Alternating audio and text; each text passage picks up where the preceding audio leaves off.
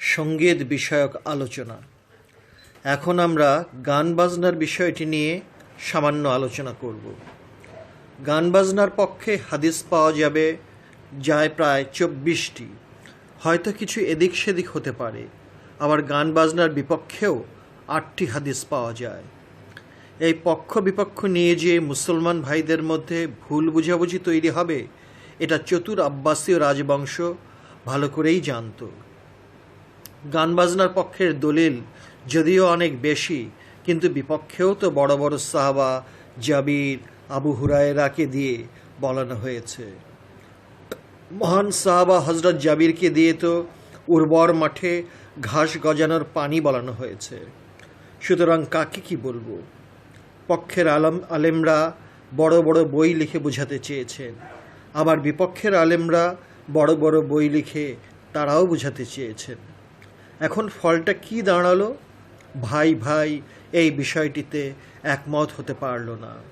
অভিশপ্ত উমাইয়া এবং আব্বাসীয় রাজবংশ এভাবে তাদের পোষা আলেমদের দিয়ে কোরআন হাদিসের উপর নানা রকম মতভেদ তৈরি করে রেখেছে। তাই গান বাজনার বিপক্ষে যদি মাদ্রাসার আলেম উলামারা নাজায়েজ ফতোয়া দেয়, তাহলে আমি দোষ দিতে চাইব না, কারণ তাদের হাতেও 8খানা হাদিস রয়েছে এবং সরল বিশ্বাসে মহানবীর বাণী বলে মেনে নিচ্ছেন। এতে গান বাজনার পক্ষের আলেম উলামারা আমাকে যত গালাগালি করুন না কেন, আমি আমার বিবেকের বিচারে বিরোধিতা করব না, কারণ মাদ্রাসার সরল সহজ আলেম উলামারা দোষ করেছে উমাইয়া আর আব্বাসিয়া রাজবংশ। মুসলমান উম্মার তথা মুসলমানদের একতার মাঝে বড় বড় ফাটলের বেশি বৃক্ষ তারাই রোপণ করে গেছে। তাই গান বাজনার পক্ষে যদি মাদ্রাসার আলেম উলামারা জায়েজ ফতোয়া দেয়, তাহলে আমি দোষ দিতে চাইব না, কারণ তাদের হাতেও 24খানা হাদিস রয়েছে এবং সরল বিশ্বাসে মহানবীর বাণী বলে মেনে নিয়েছে। তাই ইসলাম রাজতন্ত্রকে মারাত্মক বিষ বলে মনে করে গণতন্ত্র এবং ধর্মনিরপেক্ষতাকে মীমাংসার উত্তম উপায় বলেছে। রাজতন্ত্রের কথা মেনে নিলে মাওলা আলীকে খলিফা করে যেতেন। গণতন্ত্রের মাধ্যমে হজরত আবু বকরকে তাহলে খলিফা নির্বাচিত করা হতো না। সাকিফার ঝগড়া, আনসারদের বিরোধিতা এবং মাওলা আলীর নীরব সমর্থন যদি আমরা মেনে নিই, তাহলে গণতন্ত্রকেই মেনে নেওয়া হলো। গণতন্ত্র ছিল বলেই সাকিফাতে মতবিরোধ দেখা দিয়েছিল। গণতন্ত্র ছিল বলেই তা যত সীমিত আকারেই হোক না কেন, আনসাররা স্বাধীনভাবে তাদের মতামত তুলে ধরতে পেরেছিলেন। এটারই নাম বাক স্বাধীনতা। মহান সাহাবারা এই বাক স্বাধীনতায় বিশ্বাসী ছিলেন বলেই হজরত আবু বকর খলিফা হয়েছেন। এই বাক স্বাধীনতাকে যারা পছন্দ করেন না, তারাই মহান সাহাবাদের মাঝে নেগেটিভ মন্তব্য পেশ করে আরও অনৈক্য তৈরি করে চলছে। এটা ঠিক নয়। এটা যেন মরক্কোর বাদশাহ হাসানের মতো মহানবীর বংশ তালিকা তৈরি করে উনিও নবী বংশের বলে ঘোষণা দেওয়ার মতো। এটা যেন ইরাকের প্রেসিডেন্ট সাদ্দাম হোসেনের মতো মহানবীর বংশ তালিকা তৈরি করে উনিও নবী বংশের বলে ঘোষণা দেওয়ার মতো। এই দুই রাজবংশ তথা উমাইয়া এবং আব্বাসীয়রা আওলাদে রসুল তথা নবী বংশের উপর চালিয়েছে সব ধরনের মিথ্যা অপপ্রচার এবং মসজিদে মসজিদে অভিশাপ দেবার খোদবা পাঠ। এরপর কি আশা করতে পারি? যারা নবী বংশকে কেবল হেয় প্রতিপন্ন করার চিকন কৌশলী আবিষ্কার করেনি, বরং একদম প্রকাশ্যে জনতার সামনে, মুসলমান ভাইদের সামনে, মহান সাহাবাদের সামনে, প্রতিটি মসজিদে মসজিদে, প্রতিটি সপ্তাহে জুম্মার নামাজের খুতবায় অভিশাপ দেওয়া হতো। 1500 বছর পর আজকের মুসলমানরা তথা আমরা যখন এই অভিশাপ দেওয়ার কথা ইতিহাসের পাতায় পড়ি, তখন সমস্ত শরীর এবং মন প্রাণ ঘৃণায় রি রি করে ওঠে। প্রতিবাদ করার ভাষা খুঁজে পাই না। বলবেন, সেদিনের সাহাবারা এরকম অভিশাপ দেবার খুতবা শুনে কি দাঁড়িয়ে প্রতিবাদ করতে পারেননি? স্বৈরাচারী মধ্যযুগীয় রাজতন্ত্রের সামনে প্রতিবাদ করার সাহস, খুনি হাজ্জাজ বিন ইউসুফের চোখের সামনে দাঁড়িয়ে প্রতিবাদ করার ধৃষ্টতা। কোরআনের উপদেশ, ভালো কাজে উৎসাহ দাও, আহ্বান করো, দাওয়াত দাও এবং মন্দ কাজ হতে বিরত থাকার উপদেশ দাও, মানা করো, বিরত রাখার চেষ্টা করো ইত্যাদি যদি দাঁড়িয়ে কেউ শুনিয়ে দিতে চাইতো, তাহলে সঙ্গে সঙ্গে তাকে খুন করা হতো, নির্মমভাবে হত্যা করা হতো, ঘাড়ের উপর তলোয়ারের আঘাতে নামিয়ে দেওয়া হতো। এরপরেও কি প্রতিবাদ, এরপরেও কি বাক স্বাধীনতার প্রশ্ন আসতে পারে? যদিও ইসলাম সম্পূর্ণ গণতন্ত্রের উপর বিশ্বাসী, কিন্তু সেই বিশ্বাস কি ছিল এবং আজও কি আছে? আজও কি কেউ মুক্ত মনে ইসলামের উপর গবেষণা চালিয়ে যাবার সাহস পায়? আজও কি দেখতে পাই না, আজও কি অবাক হই না যখন মুমিনের দ্বারা ইসলামিক হুকুমত চালু করার কথা লিখে বাক স্বাধীনতার গণতন্ত্রের গলায় ছুরি চালাতে চায়? তাদের বিদ্যার বহর দেখে অবাক হই, কারণ মধ্যযুগীয় রাজবংশের রাজারা সিংহাসনে বসার আগে নিজের নামের আগেও পরে কেবল মুমিন টাইটেলটি লাগিয়ে দেননি, বরং মুমিনদের মুমিন তথা আমিরুল মুমিনিন বলে প্রকাশ্যে ঘোষণা করা হয়েছে, তাও আবার হাজার হাজার ইসলাম বিষয়ে বিদ্বান আলেমদের সমর্থনে। সেই দিনের আলেমদের মতো কি আজও এই জাতীয় আলেম আমাদের মুসলিম সমাজে বাস করছে না? আওলাদ রসুল শহীদ আজম ইমাম হুসাইনের কাটা পবিত্র মস্তক মোবারক যখন শয়তান নিজেদের সামনে আনা হলো, সেই দিন কি ৩০০ আলেমের ফতোয়া পড়ে শোনানো হয়নি? এজিদের ৩০০ আলেমেরা কি ইমাম হুসাইনকে বাঘী তথা রাষ্ট্রদ্রোহী ফতোয়া দেয়নি? শয়তান এজিদকে সেদিন বড় বড় আলেমদের সমর্থন নিয়ে মুমিনদের মুমিন তথা আমিরুল মুমিনিন টাইটেলটি নামের আগে ব্যবহার করেনি? আজকের যুগের হজরত মাওলানা রশিদ আহমদ গাঙ্গুহি কি দেওবন্দ হতে প্রকাশিত ফতোয়ার কিতাব ফতোয়ায়ে রশিদিয়াতে শয়তান এজিদকে মুমিন বলে ঘোষণা দেননি? হজরত মাওলানা সৈয়দ আবুল আলা মওদুদি কি এজিদের জঘন্য চরিত্রের কথা প্রকাশ করেননি? কিছু কিছু ভালো কথা কি স্পষ্ট ভাষায় মাওলানা মওদুদি বারবার বলে যাননি? যদিও মাওলানা মওদুদির দেওয়া সব বিষয়ে একমত পোষণ করতে পারছি না, কিন্তু এই কথাগুলি কি একদম সত্য বলেননি? বাংলায় একটি প্রবাদ আছে, যারে দেখতে নারী তার চলন বাঁকা। এই হীনমন্যতার ভাইরাস আমাদের মুসলিম সমাজে বেশ বহাল তবিয়তে বিরাজ করছে বলে আজও এক প্ল্যাটফর্মে নিম্নতম কর্মসূচির ভিত্তিতে দাঁড়াতে পারিনি। আমাদের আল্লাহ এক, নবী এক, কোরআন এক, অথচ মুসলিম সমাজ এত ফেরকায় বিভক্ত কেন? কেন একজনের ভালো এবং গ্রহণযোগ্য কথাগুলো গ্রহণ করে নিতে পারি না? বনের হাজার হাজার গরুর মাঝে যেমন মিল নেই, এবং এই মিল না থাকার দরুন ২-৩টা বাঘ দেখলে সবাই পালাতে থাকে, তখন বাঘ ঘাড় মটকিয়ে ২-১টাকে ধরে তাদের ভোজ পর্ব শুরু করে।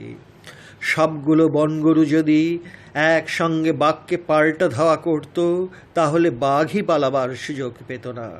ডিশ অ্যান্টিনায় ডিসকভারি চ্যানেলে এরকম দৃশ্য দেখে দেখে অবাক হই, আর ভাবি যে বনগরুদের একতা নেই বলেই এহেন অবস্থা দেখতে হয়।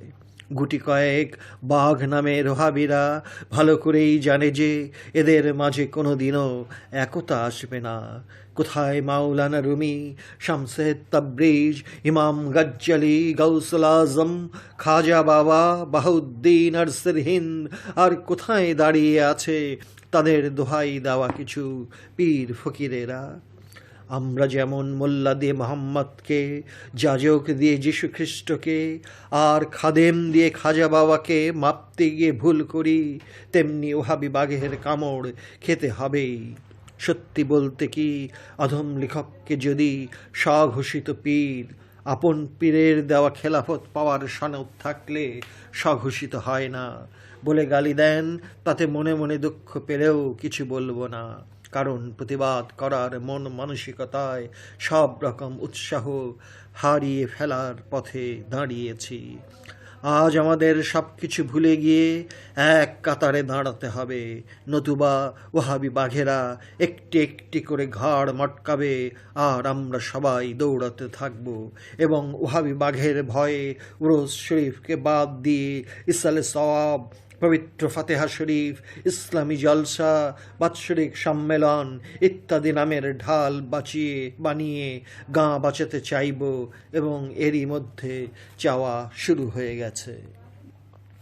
নিরপেক্ষতার ভান করিনি, যদিও নিরপেক্ষতাকে সবাই পছন্দ করে, কিন্তু বিরুদ্ধে গেলেই চোখ মুখ লাল হতে শুরু করে।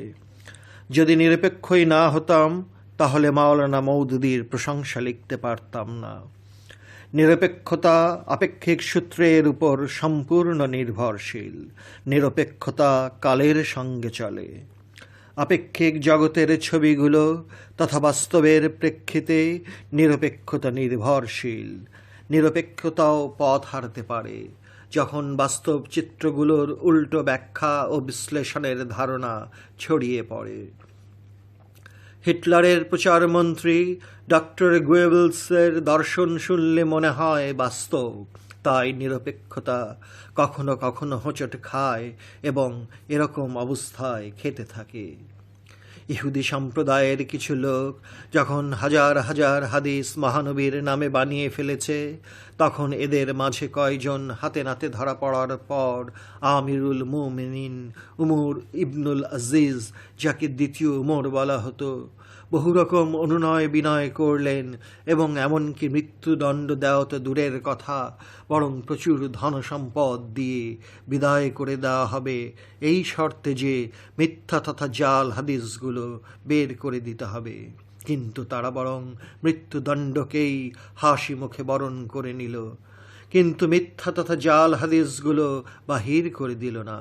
বরং খলিফাকে এই বলে চমকিয়ে দেওয়া হলো যে আমরা আসলের সঙ্গে নকলকে এমন কৌশলে ঢুকিয়ে দিয়েছি যে আপনি তো দূরের কথা, কেউ কোনো দিন আসল আর নকল কোনোটা ধরতেই পারবেন না।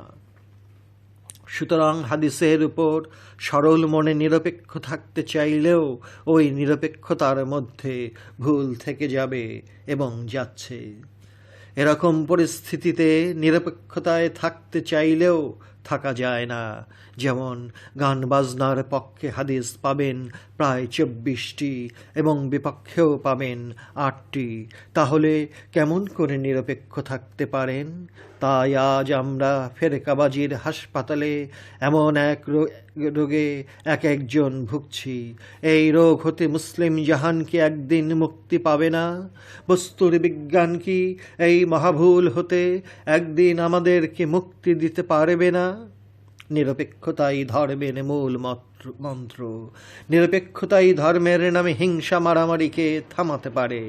তাই ধর্ম নিরপেক্ষতাই হলো প্রকৃত ধর্ম।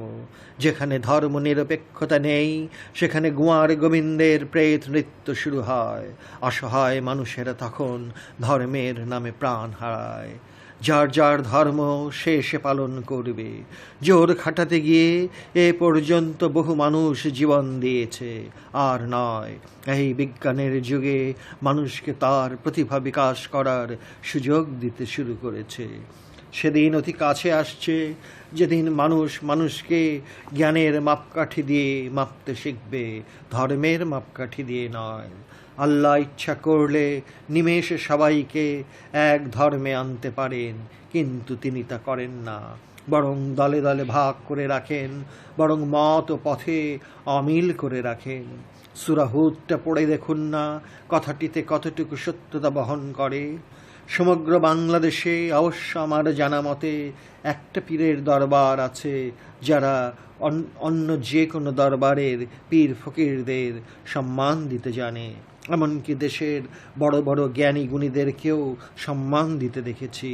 মতের অমিল বেমিল হোক না কেন, আদর্শের সঙ্গে গড়মিল থাক না কেন, তাতে কি আসে যায়? তবু এই পীরের দরবার সবাইকে সম্মান দিচ্ছেন এবং প্রতি বছর সেমিনার করে উচ্চ আসনে বসিয়ে ইজ্জত দিয়ে চলছেন। সেই দরবারের নাম হাক্কানি দরবার শরীফ, ঝিকাতলা এবং মিরপুরে এর প্রধান কার্যালয়। হজরত পীরে কামেল বাবা আজানগাছি পীর সাহেবের প্রধান খলিফা বাবা আবু আলী আক্তার শাহ কালান্দারের বা কান্দইলার পীর নামে যিনি পরিচিত, তারই প্রধান খলিফা হজরত বাবা আনোয়ার শাহ কালান্দারের দরবার শরীফ। সাপ্তাহিক সংলাপ পত্রিকাটি পড়ে দেখুন, অবাক হবেন। দেখবেন সব পীর ফকির অলি দরবেশ হতে ইসলামী চিন্তাবিদেরা সবাই স্বাধীনভাবে লিখছেন এবং কোনো প্রকার হস্তক্ষেপ ছাড়াই হুবহু ছাপিয়ে দিচ্ছেন। অথচ অন্য কোনো দরবার হতে এরকম পাইনি। তবে আশা করি সব রকম গণ্ডির দেওয়াল ভেঙে দিতে একদিন সবাই পারবে। পথ যখন দেখানো হয়েছে, তা আজ হোক আর কাল হোক, আমরা এরকম কিছু একটা আশা করতে পারব। বৈচিত্র্যতায় অবগাহন যারা করতে পারে, প্রসারতার পবিত্র দীপ্তি লুকিয়ে রাখতে চাইলেও পারে না, ধরা পড়ে যায়। যেমন উগ্রগন্ধজাত ফুল আপন গন্ধ নিজ বৃত্তে ধরে রাখতে পারে না। অভিজ্ঞতার সঙ্গে যে আলিঙ্গন না করা পর্যন্ত যাকে আমরা বাস্তব বলে ধরে নেই, সেই বাস্তব শব্দটি আপেক্ষিকতার প্রাচীরে আবদ্ধ না বলে বিমূর্ত বলতে হয়। মূর্তই অভিজ্ঞতার ছবি আঁকতে পারে, কিন্তু বিমূর্ত তা পারে না, পারে কেবল অনুভূতির আলোড়ন তুলতে। তাই বিমূর্ত বোবা, কিন্তু দহন প্রচণ্ড। নরক বিমূর্ত, কিন্তু দহন ভয়ঙ্কর। দেখা যায় না, মনে হয় ঠিকই আছে, কিন্তু বিমূর্তের দহন যখন গলায় দড়ি পরিয়ে মৃত্যুকে ডেকে আনে, তখনই দহনের ভয়ঙ্করতা কিছুটা বুঝতে পারি। মূর্তের কান্না স্থির নয়, আপেক্ষিক, কিন্তু স্থায়ী নয়। ভেসে যায় এক পশলা বৃষ্টির মতো, আবার শান্ত হয়, পথ চলে, কাজ করে, বিস্মৃতির পাতলা আবরণে ঢেকে যায়। কিন্তু বিমূর্তের দহন মানুষকে খুন করে, অপরের দ্বারা নয়, কারণ অপরের দ্বারা হলে তা মূর্ত। নিজেকে নিজে খুন করে বিমূর্ত, যাকে আমরা আত্মহত্যা বলি। মূর্ত দৃষ্টি বুঝতেই পারে না সেই বিমূর্তের কতখানি গভীর বেদনা, কতখানি দহনের বোবা যন্ত্রণা। তাই বিমূর্তের নরক যন্ত্রণা যা হৃদয় মনকে গোপনে জ্বালায়, কিন্তু মূর্তের দহনে চিকিৎসা চলে, ভালো হবার প্রশ্ন থাকে। কিন্তু বিমূর্ত প্রশ্ন রাখে না, প্রশ্ন রাখার বিধান নাই, প্রশ্ন রাখার অভ্যাস বিমূর্তের নেই। কোরআন কিন্তু বিমূর্তের দহনকেই জাহান্নামের আগুন বলেছে।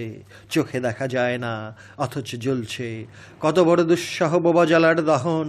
বস্তুর বিজ্ঞান এই দহনের প্রশ্নে একদম বোবা, বারবার পথ খোঁজে, কিন্তু তখনও মরীচিকায় হাবুডুবু খায়। আবার মানব শরীরের জিনকে দায়ী করার আবিষ্কারের সাধনায় গবেষণার পর গবেষণা চালিয়ে যাচ্ছে। জানি না আল্লাহ রাব্বুল আলামিন বিশেষ রহমত দান করে এর রহস্য উদ্ঘাটন করায় কিনা, একথা আমি বলতে পারবো না, কারণ আমার জানা নাই। সময় কথা অনেক বলেছে, আরও বলে যাবে কিনা সময়ই কেবল জানে। লিখতে শুরু করলে মূল বিষয়টি আলোচনা ও ব্যাখ্যা করতে গিয়ে মনের অজান্তে অন্য সব কথা বলে যায়। কেউ থামিয়ে দেয়, কেউ পারে না। আমি পারি না, তাই লিখি। গান বাজনার পক্ষ এবং বিপক্ষটা পরিষ্কার বোঝা যায়। কেউ মেনে নেয়, কেউ মানে না। যুগে যুগে হেকমত প্রকাশ হবে ধাপে ধাপে, যেমন বিজ্ঞান এগিয়ে চলেছে ধাপে ধাপে। রং মাত্র কয়েকটি, অথচ এই কয়েকটি রঙকে মিশিয়ে মিশিয়ে 16 বিলিয়ন রঙের রূপে বানানো হয়েছে। আল্লাহ বলছেন, সময়ই আমি, তাই সময়কে গালি দিও না। অবশ্য এটা অতি উঁচু মাপের কথা।